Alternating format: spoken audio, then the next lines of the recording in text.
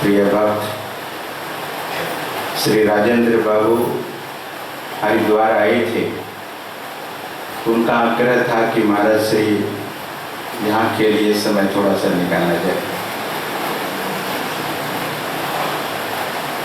तो मैं भी बड़ा प्रसन्न हूँ आप सबों का दर्शन कर। यहाँ की समिति की व्यवस्था जो पदाधिकारीगण कर रहे हैं, आश्रम का स्वरूप दिन प्रतिदिन बड़ा ही सजता हुआ संवरता हुआ दिख रहा है मुझे।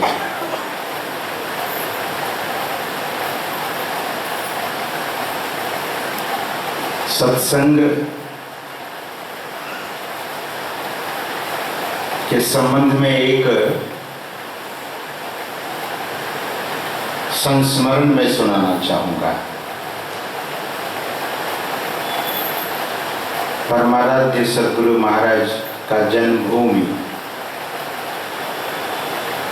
मझवा फोक्सी श्याम, जहाँ उनके एक लाडले शिष्य थे पूज्यपाद संत शिशु सूर्य जी महाराज।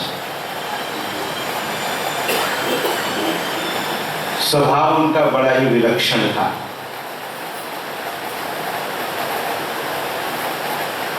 भीतर से भी बहुत भक्कड़ थे और सत्संग के लिए हमेशा वे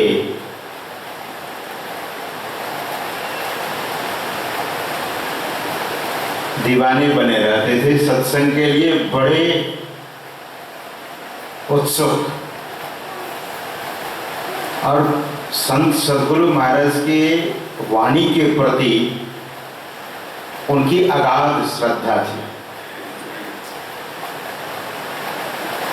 वे जहाँ जाते थे सद्गुरु महाराज की वाणी का पाठ अवश्य ही करवाया करते थे।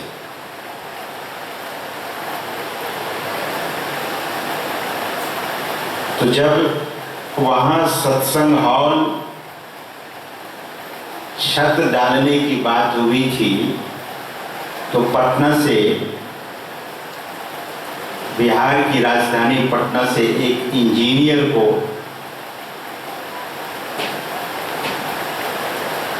जिनका नाम चतुर्भुज सिन्हा जी, उस समय वे कार्यरत थे, छुट्टी लेकर वे वहां पहुंचे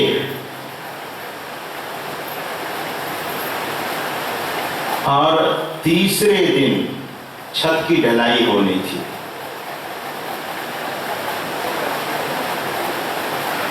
जब इंजीनियर साहब वहां पहुंचे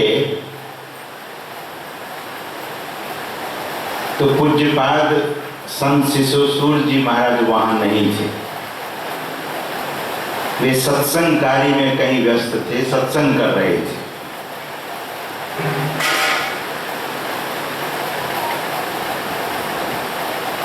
इंजीनियर साहब खबर भिजवाते हैं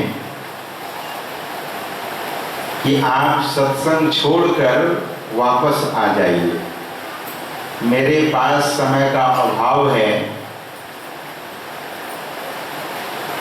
3 दिनों की छुट्टी लेकर मैं आया हूं, पुनः वापस मुझे जाना होगा।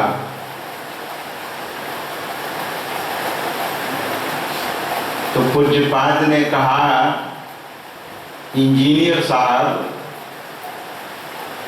खबर भिजवाई, इंजीनियर साहब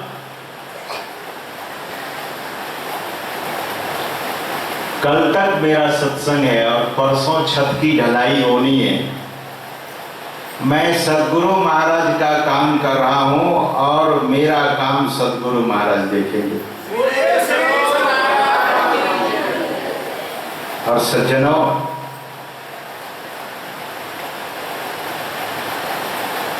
पूज्यपाद यह चिट्ठी लिखवाकर इंजीनियर साहब को भेजा था, पूज्यपाद ने भेजा था। और इंजीनियर साहब जब चिट्ठी पढ़ते हैं तो हक बक रह जाते हैं कि कहीं कोई तैयारी नहीं है, छत की ढलाई होगी कैसे। एक दिन पहले सारी सामग्री आ जाती है छत ढालने की, रातों रात सारा काम होता है। दूसरे दिन इतने सत्संगी प्रेमी और इतने लेबर मिस्त्री वहां आए और छत की ढलाई शुरू हो गई।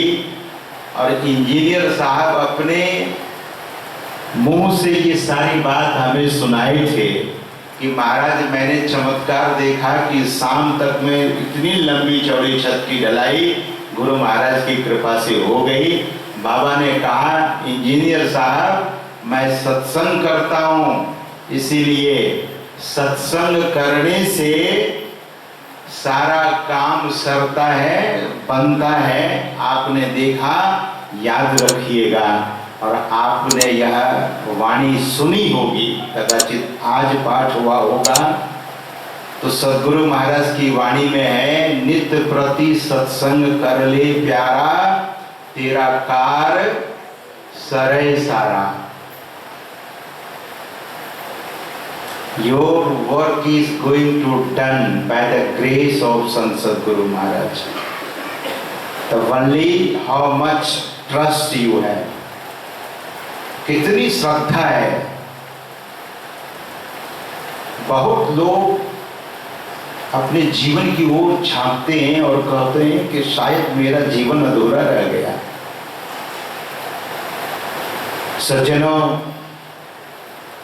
संसार में कोई भी व्यक्ति आया है तो जीवन दरअसल में मिला है उस पूर्ण को प्राप्त करने की। उस पूर्ण के संबंध में जिसको वेद भगवान ने कहा है, ओम पूर्णमदः पूर्णमिदं पूर्णात् पूर्णमुदच्यते पूर्णस्य पूर्णमादाय पूर्णमेवावशिष्यते। संसार अपूर्ण है। The very world is incomplete. In this world nothing is complete. Nothing, anything, कुछ भी कंप्लीट नहीं है। लेकिन मनुष्य अपने अहंकार की तुष्टि के लिए कह देता है कि हाँ ये कंप्लीट हो गया। कमी निकालने वाले को अगर आप दिखाएंगे तो कह देंगे यहाँ कमी है, यहाँ कमी है, यहाँ कमी है। सज्जनों, हरिद्वार में एक संत हुए, स्वामी सर्वानंद जी महाराज। नेपाल का शरीर था उनका। हम लोग जब दर्शन करने जाते थे, बड़े बड़े महामंडलेश्वर छोटी सी कुटिया में वे रहा करते थे। बड़े बड़े महामंडलेश्वर उनके चरणों में अपना सिर झुकाते थे। और जब कभी कोई उनके पास जाते थे वे यही कहा करते थे कि मेरे भगवान आ गए, मेरे प्रभु आ गए। और दोनों हाथों से ताली बजाया करते थे। संत को जब पूर्णत्व की प्राप्ति हो जाती है, वे पूर्ण हो जाते हैं, तो सभी जगह उसे पूर्णता झलकने लगती है। ईशावास्य उपनिषद कहती है, उपनिषद की बातों को जरा सुने।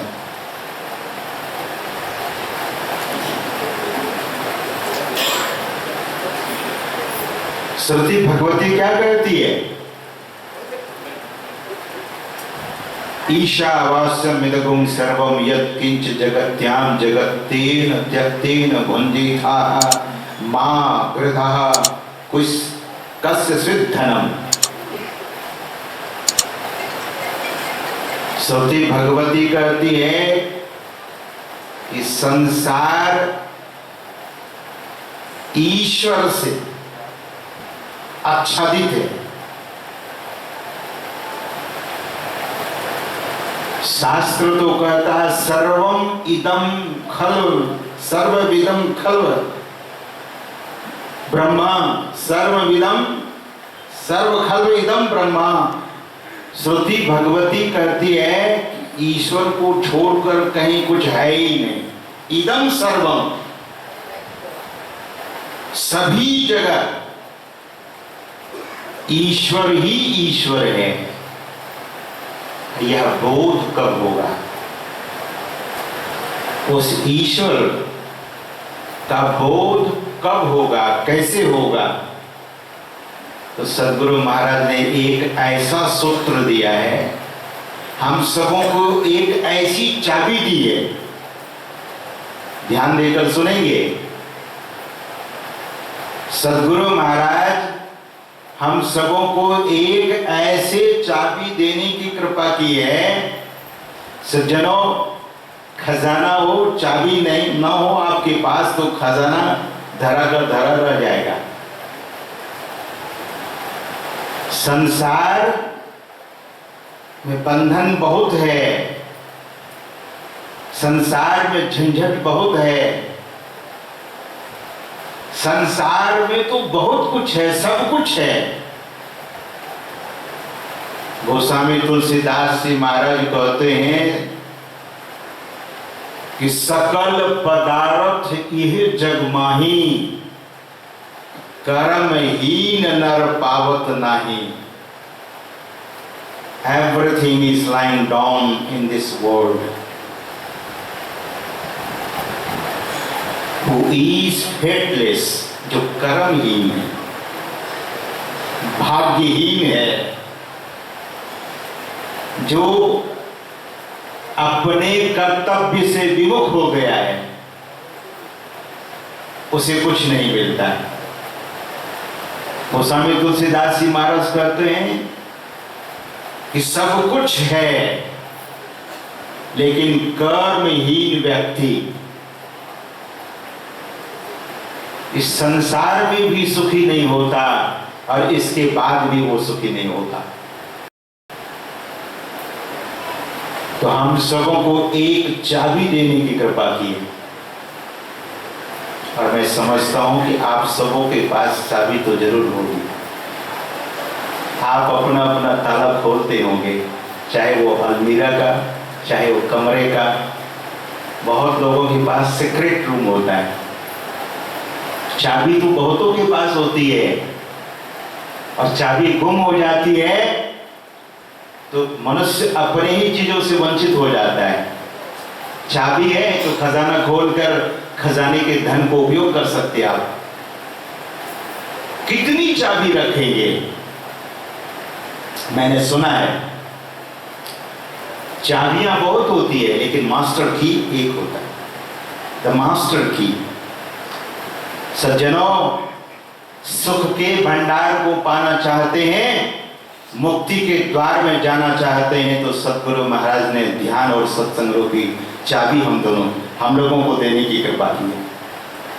वो मास्टर की है सत्संग और ध्यान, जिससे आप सुख के खजाना को खोल सकते हैं।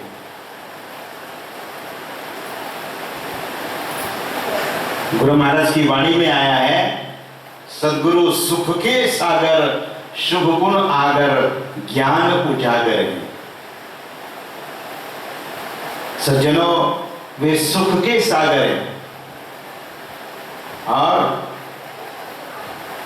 परमात्मा दरअसल में सर्व सुख का भंडार है। और उस मार्ग को बताने वाले कौन, उस चाबी को देने वाले कौन? मात्र एक संत सद्गुरु। और जब तक कोई सत्संग न करे तो सुख की ओर नहीं जा सकता है। इसलिए सद्गुरु महाराज ने कहने की कृपा की है, सुख चाहते हो, समृद्धि चाहते हो, शांति चाहते हो, मोक्ष चाहते हो, तो नित्य प्रति सत्संग कर ले प्यारा, तेरा काल सरे सारा। दाता सदगुरु धन्य धन्य जो राह लखा देते, राह वे दिखा देते हैं। चलत पंथ सुख होत महा है। सज्जनों, सुख साधारण सुख नहीं, महासुख। चलत पंथ सुख होत महा है, जहां अझर झरते। हीरे मोती जवाहरात की दुकान, शोरूम। आजकल तो लोग ज्यादातर शोरूम, कहीं भी देखो शोरूम। और आजकल मॉल की परंपरा चल गई है। फलाना मॉल, ढिकाना मॉल। आके दिल्ली में, गुरुग्राम में भी बड़े बड़े मॉल हैं। उसी मॉल में बहुत सारी चीजें। मैंने तो यहाँ तक देखा है कि सब्जियां वगैरह मसाले भी मॉल में मिलता है। अभी मैं उधर ऑस्ट्रेलिया की तरफ गया था, सिंगापुर में था। एक सज्जन मुझे ले गए थे मॉल। तो उन्होंने कहा कि महाराज जी आप बस 5 मिनट होल्ड कीजिए, मैं आता हूँ। मैंने पूछा आप कहाँ से आ रहे हैं? बोले मुझे कुछ सब्जियां लेनी है। मैं कहा मॉल में सब्जी भी मिलती है? बोले सब कुछ मिलता है। तो सज्जनों, मॉल में हीरे जवाहरात की भी दुकान होती है, शोरूम होता है। खरीदते कितने लोग हैं? जिसके पास पूंजी होती है वही खरीद सकता है। लेकिन ध्यान दीजिए, ये हीरे जवाहरात मोती, ये रत्न, ये यहीं तक के लिए, इससे मुक्ति नहीं मिलती है। निश्चय ही जिसके पास पैसे हैं, जिसको शौक है, वो खरीदे। अभी तो आपके दिल्ली में, अपनी राजधानी में G20 का बैठक हुई थी। बड़े बड़े लोग आए थे, जिसकी कारें सोने की होती, हीरे जवाहरात जड़े होती, ऐसे लोग आए थे। लेकिन लीडिंग भारत का प्रधानमंत्री जी कर रहे थे, आगे आगे प्रधानमंत्री जी चल रहे थे। सज्जनों, भारत भूमि में भारत के जो नेता जन हैं, वे जो नैतिकवान हैं, जो धर्म से सरोकार रखते हैं, जो दरअसल में संस्कृति की रक्षा करने के लिए कमर को कसे हुए हैं, ऐसे भी जन नेता लोग हैं, राजनेता हैं। निश्चय ही ऐसे आध्यात्मिक नेता अगर देश को लीड कर रहे हो, तो हम सबों को गौरव महसूस करना चाहिए। इसलिए कि गरीबदास जी महाराज की वाणी में आया है, आदि सनातन पंथ हमारा, जानत नाही यह संसारा। हमारा पंथ क्या है, हमारा मत क्या है? ये आदि सनातन है। सनातन मतलब पुरातन, सबसे पुराना। और संस्कृति न होती, धर्म न होता, आध्यात्मिकता नहीं होती, तो आप सुख किस नाम की चिड़िया होती है नहीं जान पाते। ऋषियों की परंपरा को जो संरक्षण देते हो, ऐसे जो भी महापुरुष हैं, वे निश्चय ही वंदनीय है और प्रशंसनीय है। तो मैं ये कह रहा था कि संसार में जो भौतिकता है, उसकी भी असारता समझते हुए, everything has its own limitation.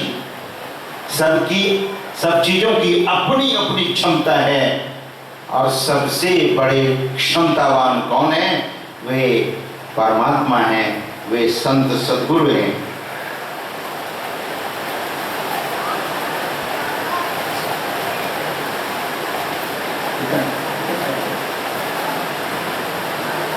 तो ऐसे सामर्थ्यवान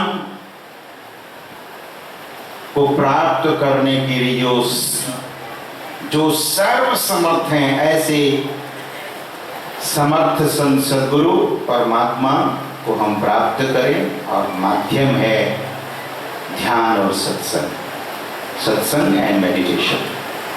समय भी हो गया, समय देख न सका मैं। हमारे बीच में पूज्यपाद बैठे हैं और उनके श्री मुखारविंद से हम आप सुनेंगे, और जो 2-3 पाली का सत्संग शेष रह गया है, फिर आगे आपकी सेवा हम किंचित शब्दों में कर सकेंगे। एक बार बोलिए प्रेम से श्री सद्गुरु